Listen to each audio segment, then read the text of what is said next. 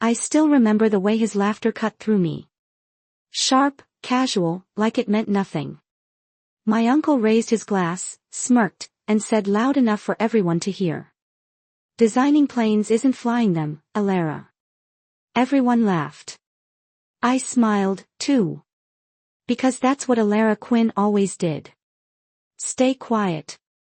Keep the peace. Pretend it didn't hurt. But inside, something cracked. Not loudly, not visibly, just deep enough to never feel the same. That was the moment I stopped trying to belong. Because sometimes it isn't strangers who make you feel small. It's family. And that day, standing there with the taste of smoke and shame in my throat, I promised myself one day he'd find out who Alara Quinn really was. July heat settled heavy over the mountains when I pulled into my uncle's gravel driveway. The sound of country music spilled from the backyard, mingled with smoke from the grill and bursts of laughter that carried through the trees. Every summer it was the same scene. Family gathered under string lights, kids chasing each other with sparklers, and my Uncle Marcus in his element, commanding the barbecue like a man running a mission. I slipped in quietly, plate in hand, doing what I always did. Arrive late, stay polite, and avoid the spotlight. No one noticed. Not really. They saw me as the quiet niece from Washington who worked with airplanes. Whatever that meant to them. The only thing louder than the country music was their certainty that they knew who I was. When Marcus finally looked up from the grill, his smirk was already loaded. He didn't need a microphone. His voice carried fine. Designing planes isn't flying them. Sweetheart. Laughter erupted around the picnic table. I smiled because it was safer than not. The ribs on my plate blurred. The world narrowed to the ache sitting square in my chest. A helicopter passed over the ridge just then. The faint war slicing through the laughter. No one looked up, but I did. The sound vibrated in my ribs. Familiar, steady, mine. I said nothing. Sometimes silence isn't surrender, it's survival. And in that yard, surrounded by family who'd never asked to understand, silence was the only dignity I had left. That night, after the laughter and smoke had faded, I drove back to my mother's old house at the base of the mountain. The wind rolled down from the ridge, sharp and dry, carrying the scent of pine and the faint trace of barbecue that still clung to my jacket. I sat at the small kitchen table, turned on my laptop, and keyed in 2 layers of security. The cold blue glow filled the room, washing the walls in silence. Across the top of the screen, the words appeared.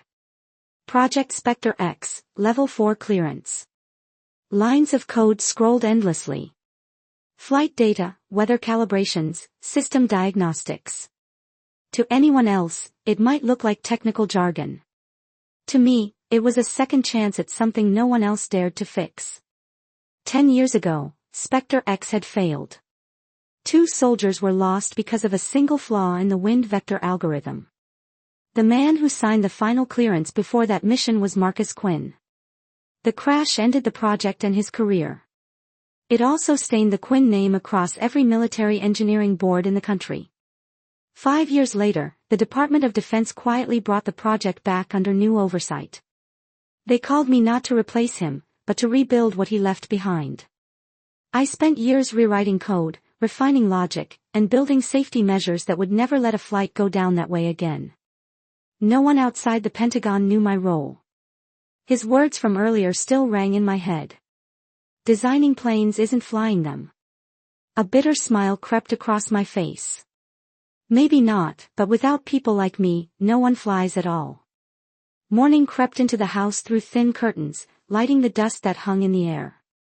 My mother stood at the counter, pouring coffee into chipped mugs, her movements slow and measured. Your uncle means well, she said without turning. He just struggles with pride. I didn't answer right away. The sound of the spoon against the cup filled the room. After my father died, Marcus had been the one to keep us afloat. To her, that meant his temper, his arrogance, his sharp edges, all of it deserved forgiveness. I'm not trying to hurt anyone, I said. I'm just tired of pretending I'm nothing. She sighed softly, the kind of sigh that carried years of unspoken compromise. That afternoon, a familiar voice boomed from outside. Colonel Hayes, one of Marcus's old war friends, had stopped by. My mother called me out to help with drinks. They talked in the living room, voices full of old stories and half-remembered victories. Then Hayes laughed, shaking his head. You know what's wild? The Spectre X projects back. Some woman rebuilt the whole thing. Has the same initials as your niece. EQ. Maybe that's fate. The room went quiet. Marcus's smile faltered, his hand tightening around his glass. His eyes met mine, steady, searching, and a little too sharp. I gave him a casual shrug. Weird coincidence. My mother tried to change the subject, but the shift in the air was impossible to miss. Marcus didn't speak again. He just stared out through the window where the pine swayed in the afternoon wind. His reflection caught faintly in the glass. I turned away, heart steady but heavy. Secrets have weight, and silence can crush just as hard as words. That day, I felt both pressing against me. By 7 that Sunday evening, I was back at my mother's table, pretending I had a choice, she'd said softly.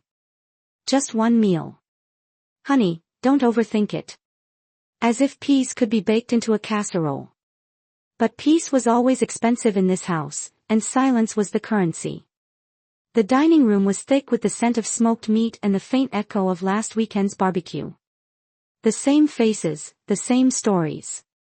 Marcus in command, spinning another war tale, his hands moving like a man who'd never stopped giving orders. He brought up the Spectre X project again, his tone casual but sharp. That program was doomed the day they let some rookie engineers tell combat vets what to do. His gaze landed squarely on me. The table erupted with laughter. I set my knife down. Steady. Some rookies learn faster than others. I said quietly. The laughter stopped. Even the air seemed to pause at the far end of the table. Colonel Hayes smirked over his glass. Funny thing. The woman who rebuilt that system had your niece's initials. EQ rings a bell. Marcus froze. His eyes flickered for a second, just long enough for me to see something fracture beneath the calm. Then he forced a laugh, lifted his glass, and said flatly, coincidence. The sound of cutlery against plates filled the space where words used to be. My mother quickly asked Hayes about his grandchildren, her voice too bright, too desperate to mend the crack that had already spread through the room. After dinner, I stepped outside to breathe. The rain had started, soft at first, then steady, cool against my skin. Through the window, I saw Marcus sitting alone, his glass empty, fingers tapping the table in that old rhythm he used when he was anxious. For years, I'd looked at him like he was larger than life. Now he looked small, trapped inside a story he'd written for himself and refused to rewrite. I stood there listening to the rain and the hum of my own heartbeat. I didn't know whether I wanted to fight him or free myself from him. Sometimes silence burns louder than shouting. That night I let it burn. 2 days later I was sorting through files in the living room when my phone buzzed. The screen flashed. Private line. Do clearance. Quinn. Pack your laptop. You're needed at the Colorado test base. Final Spectre X demonstration in 48 hours. My pulse kicked hard. The final test, the one that would decide everything, was being reviewed by a civilian advisory board. And one of the names on that list was Marcus Quinn. That night, I told my mother. She went still, then spoke in that careful tone people use when they're trying to keep something fragile from breaking. Please, honey, don't make your uncle look bad. He's lost enough. I stared at her for a moment, not angry. Just tired.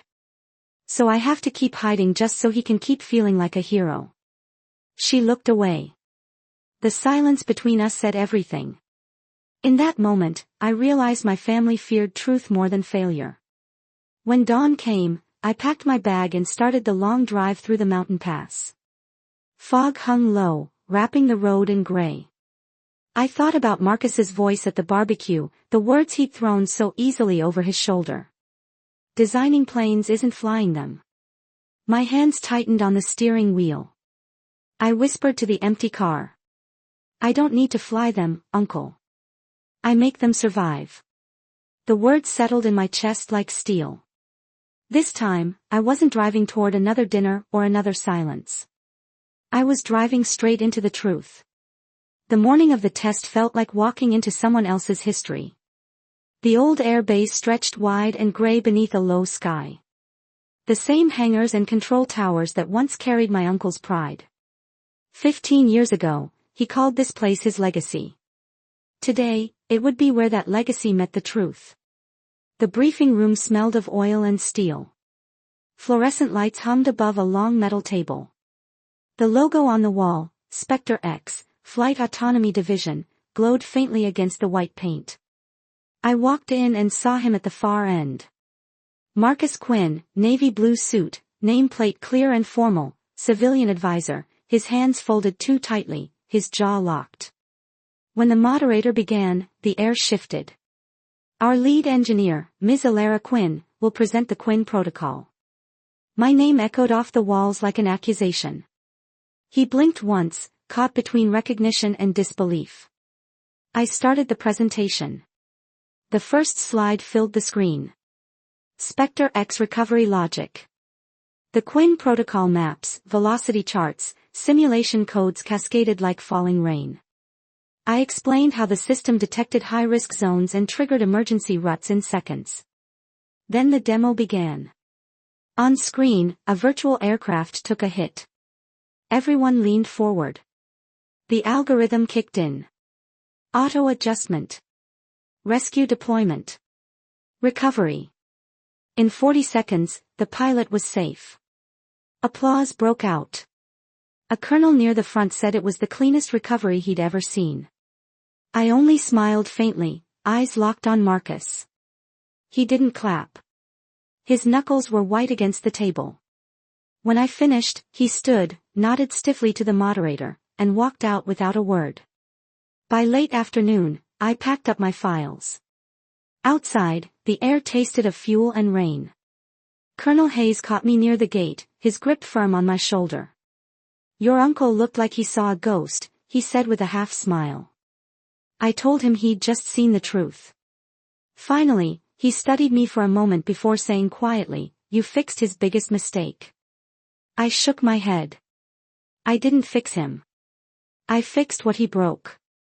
The words felt heavy but clean, like the first breath after a storm. 2 days later, it was everywhere. The Denver Herald ran the headline across its front page. Local woman revives failed military program. Quinn Protocol sets new standard in flight recovery. The photo was from the briefing. Me standing beside the projector, my name badge catching the light. Alara Quinn, his name and mine stacked together, same font, 2 different meanings. I sat in my apartment, the article open on my screen, coffee gone cold, pride and unease tangled somewhere in my chest. Marcus had seen it by now. There was no question.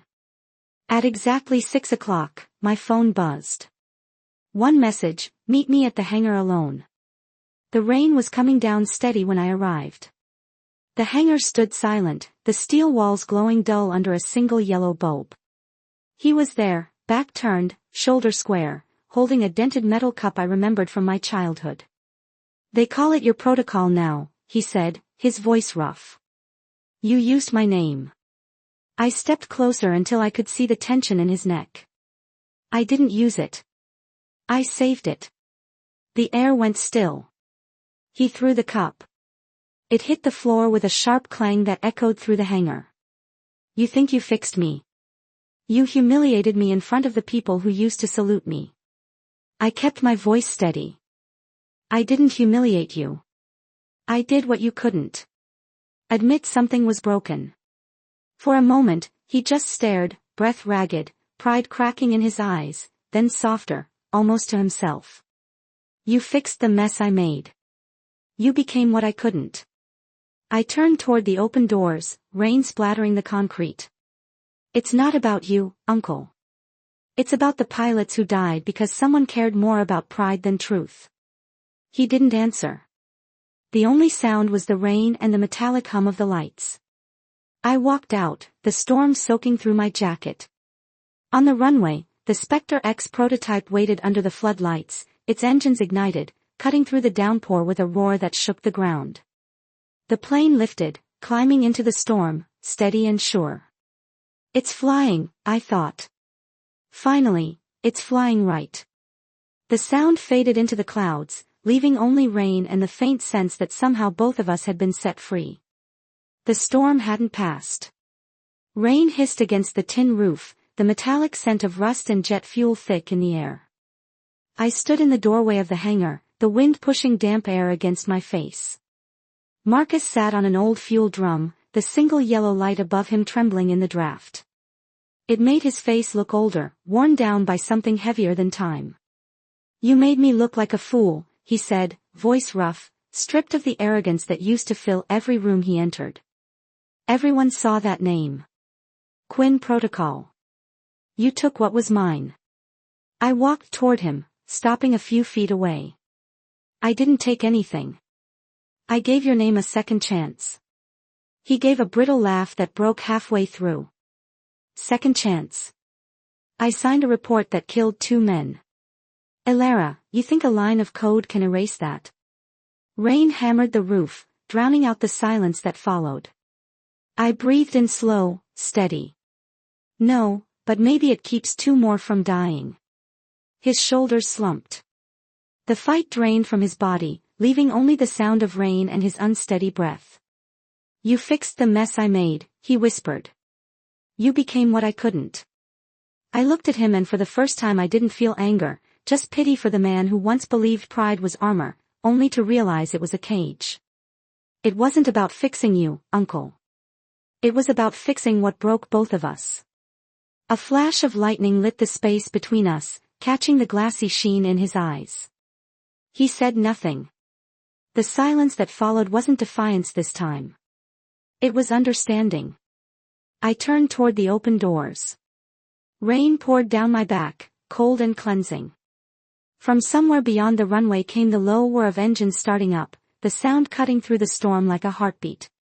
The Spectre X was preparing to fly, and for the first time, so was I. 3 weeks later, I found myself in a ballroom in downtown Denver, its chandeliers glittering against navy uniforms and polished metals. I hadn't wanted to come, but my mother's gentle insistence had worn me down. I wore a simple black dress, my hair pulled back low. No one here would guess that the woman behind the Quinn Protocol was sitting quietly among them, nursing a glass of water instead of wine. When the lights dimmed, the announcer's voice rose over the hum of conversation. Please welcome retired Officer Marcus Quinn. A quiet sigh escaped me before I could stop it. He walked on stage, moving slower than I remembered, gripping the microphone with both hands. The crowd expected the booming storyteller from barbecues and reunions, but the man who spoke was softer, stripped bare. I once believed respect was owed to rank, to medals, to loud stories, he began. But a young woman showed me something else. That true honor isn't given. It's revealed. The room fell still. Even the servers stopped moving. His eyes scanned the audience, never settling on me, but I felt the weight of every word. She fixed what I broke. Not for pride, but so others could live. She carries my name, and she made it worth something again. No one said my name. They didn't have to. My throat tightened, my vision blurred. I kept my head bowed as the applause rolled. Through the hall, loud and long, like rain on metal. After the gala, I waited near the exit, unsure if he'd come. He did. His steps were slow, his face pale beneath the soft light. He handed me a small wooden box, the kind that once held flight instruments. It's from my first flight, he said quietly. Part of the old fuselage. Inside was a piece of dull silver metal engraved with the words to ECQ who rebuilt what I broke. I traced the letters with my fingertips unable to speak. He gave a small nod, placed a trembling hand on my shoulder and turned away. No apology, no confession, just surrender. And somehow it was enough. A year later, summer came again, and so did the family barbecue.